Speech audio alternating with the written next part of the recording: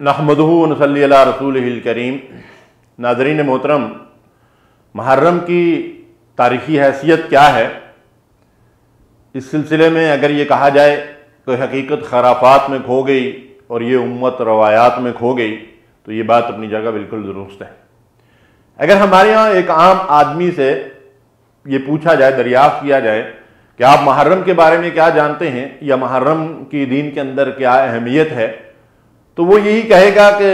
اس میں شہادت حسین کا غم کیا جاتا ہے اور تعزیے اور ماتمی جلوس نکالے جاتے ہیں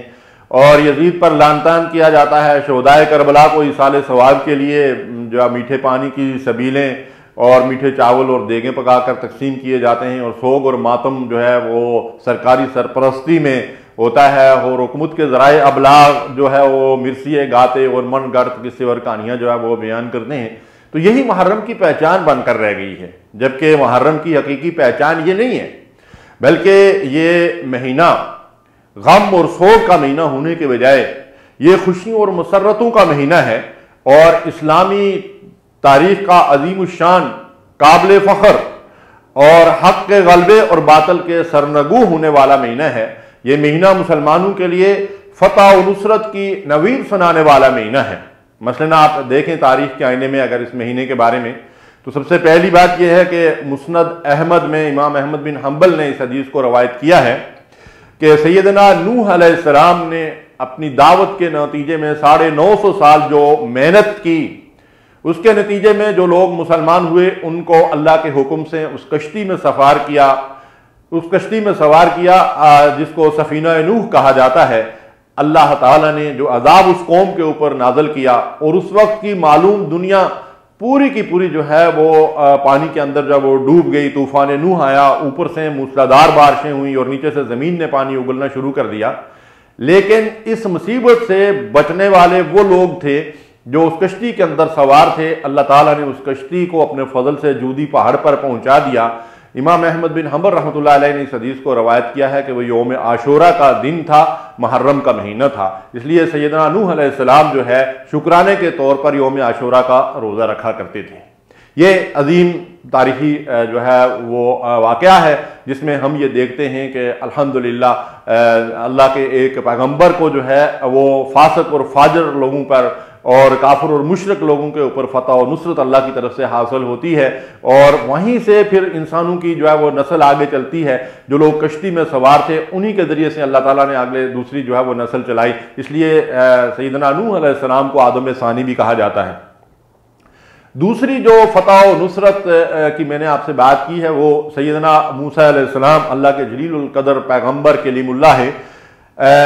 ان کی پوری قوم کو اللہ تبارک و تعالی ان کی پوری قوم کو فرعون نے جو ہے وہ ظلم کے شکنجے میں جکڑ رکھا تھا،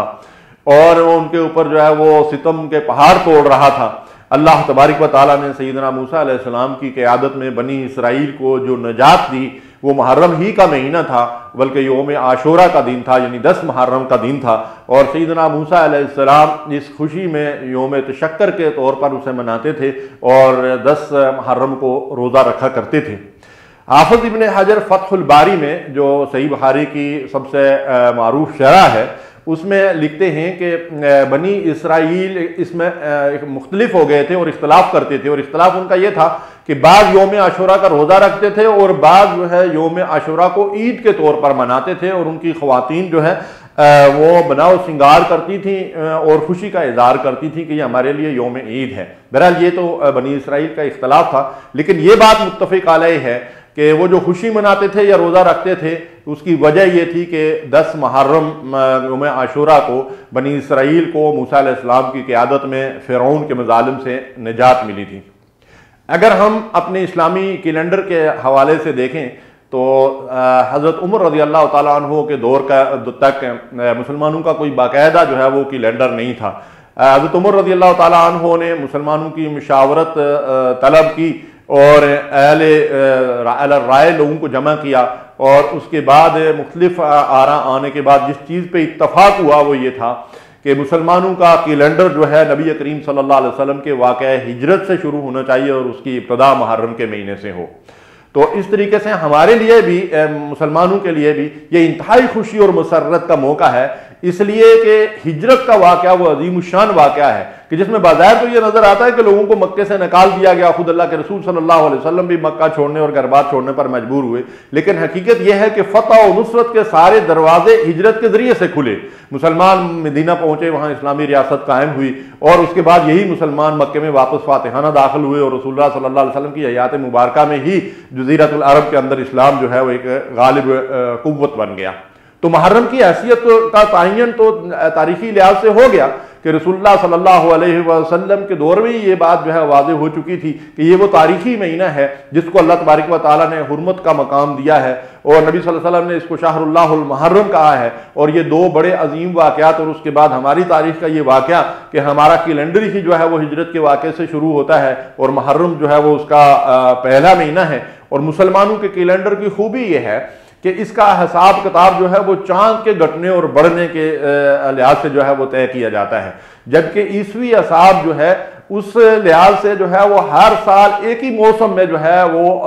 ہر مہینہ آتا ہے۔ مثلا جون جولائی جو ہے وہ ہر سال گرمی کے موسم میں ہی آئے گا، یہ نہیں ہو سکتا کہ کبھی وہ سردی اور کبھی معتدل موسم میں چلا جائے۔ لیکن الحمدللہ آپ دیکھیں کہ مسلمانوں کی جو عبادات ہیں، حج کا موسم ہے یا رمضان کا موسم ہے، کبھی گرمی میں کبھی سردی میں اور کبھی جو ہے وہ معتدل موسم کے اندر، تو اس طرح پورے سال کے اندر جو ہے یہ عبادات جو ہے وہ گردش کرتی رہتے ہیں۔ یہ اللہ تعالیٰ کی بڑی نعمت ہے۔ تو اس کی ابتدا جو ہے حضرت عمر رضی اللہ تعالیٰ عنہ کے دور میں یہ کیلنڈر کا فیصلہ جو کیا گیا، یہ ہجرت کے واقعے سے شروع ہوا، اور سن ہجری کا آغاز جو ہے رسول اللہ صلی اللہ علیہ وسلم کے واقعے ہجرت سے ہوا۔ جہاں تک تاریخی حوادث کا تعلق ہے تو ان سے تاریخ نہیں بدلتی، نہ مطلب یہ ہے کہ کوئی واقعہ، بے شک یہ ایک بہت بڑا سانحہ ہے کہ سیدنا حضرت حسین رضی اللہ تعالی عنہ کربلا کے میدان میں اپنے بال بچوں کے ساتھ جو ہے وہ ظلم اور ستم کے ساتھ شہید کیے گئے۔ یہ ہماری تاریخ کا سیاہ ترین باب ہے، لیکن اس سے سلسلے میں ہر سال جو ہے وہ 10 محرم کو جو ہے وہ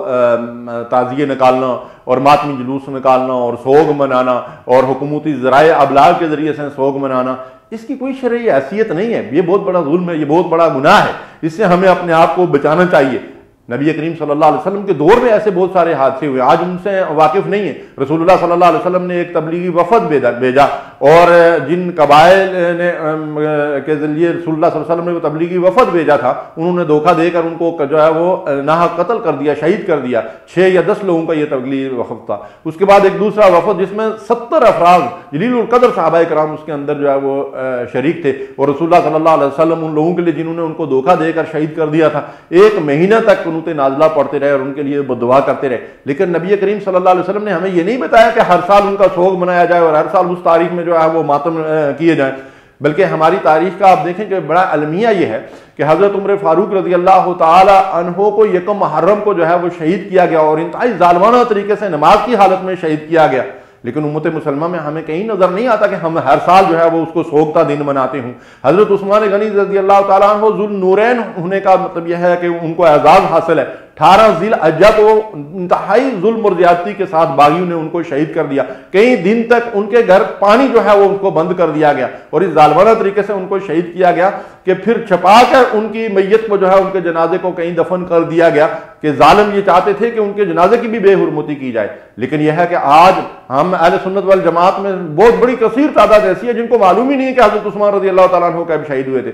تو میرا کہنے کا مطلب یہ ہے کہ کسی کے شہید ہونے کی وجہ سے ہم تاریخ کو تبدیل نہیں کر سکتے، اور ایسا نہیں ہو سکتا ہے کہ ہم ان دنوں میں جو ہے وہ ماتم کریں اور سوگ منائیں۔ سوگ کا اسلام کے اندر جو ہے وہ کوئی تصور نہیں ہے۔ گریبان چاک کرنا، نوحہ کرنا، بیان کرنا، مرنے والوں کے قصیدے پڑھنا اور من گھڑت قصے اور کہانیاں بیان کرنا، یہ اسلام کا حصہ نہیں ہے، بلکہ یہ دن اور یہ مہینہ ہمارے اندر جو ہے ایک عزم اور ایک ولولہ پیدا کرنے والا مہینہ ہے۔ فتح و نصرت کے دروازے اس مہینے میں اللہ تعالیٰ نے ہمارے لیے کھولے، تو ہمیں چاہیے کہ ہم ان چیزوں سے جو ہے وہ مطلب یہ ہے کہ عبرت اور نصیحت حاصل کریں اور نئے عزم کے ساتھ دنیا کے اندر اسلام کے غلبے کی جد و جہد کریں۔ اللہ تبارک و تعالیٰ ہمیں اس کی توفیق دے۔ وآخر دعوانا الحمدللہ رب العالمین۔